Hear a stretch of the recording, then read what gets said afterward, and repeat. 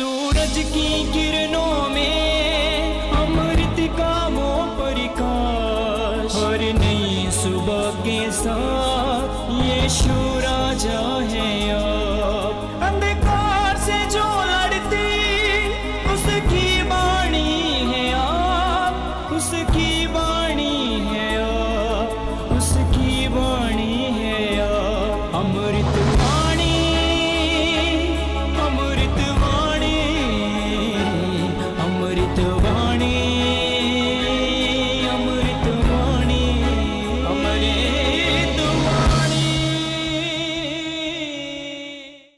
पहला पाठ सामुएल का पहला ग्रंथ अध्याय 1 पद संख्या 9 से 20 तक।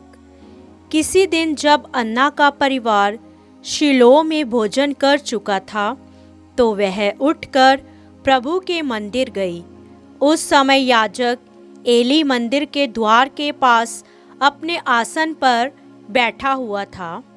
अन्ना दुखी होकर प्रभु से प्रार्थना करती थी और आंसू बहाती हुई उसने यह प्रतिज्ञा की, हे विश्वमंडल के प्रभु, यदि तू अपनी दासी की दयनीय दशा को देखकर उसकी सुधि लेगा, यदि तू अपनी दासी को नहीं भुलाएगा और उसे पुत्र प्रदान करेगा, तो मैं उसे जीवन भर के लिए प्रभु को अर्पित करूंगी और उसके सिर पर उस्तरा कभी नहीं चलाया जाएगा। जब वह बहुत देर तक प्रभु से प्रार्थना करती रही तो एली उसका मुख देखने लगा। अन्ना धीमे स्वर से बोलती थी, उसके होंठ तो हिल रहे थे किंतु उसकी आवाज नहीं सुनाई दे रही थी। इसलिए एली को लगा कि वह नशे में है। उसने उससे कहा, कब तक नशे में रहोगी? जाओ और नशा उतरने दो।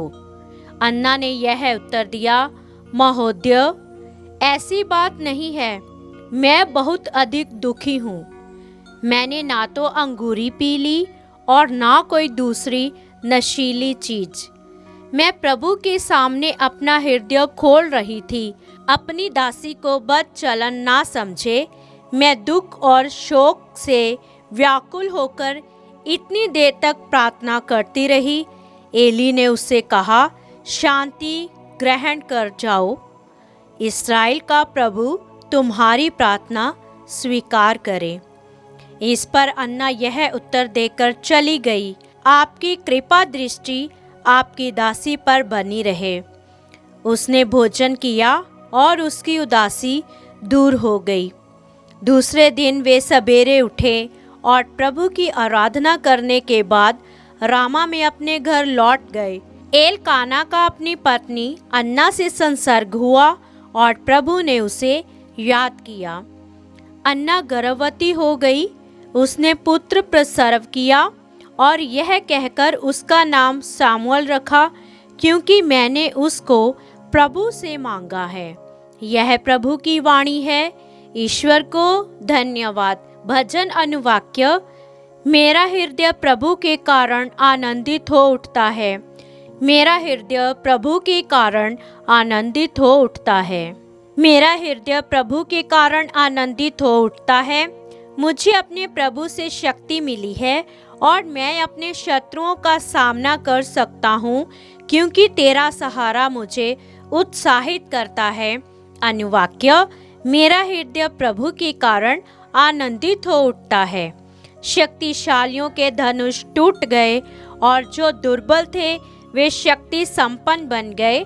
जो धनी थे वे रोटी के लिए मजदूरी करते हैं और जो भूखे थे वे संपन्न बन गए। जो बांझ थी वह 7 बार प्रसव करती है और जो पुत्रवती थी उसकी गोद खाली है। अनुवाक्य। मेरा हृदय प्रभु के कारण आनंदित हो उठता है।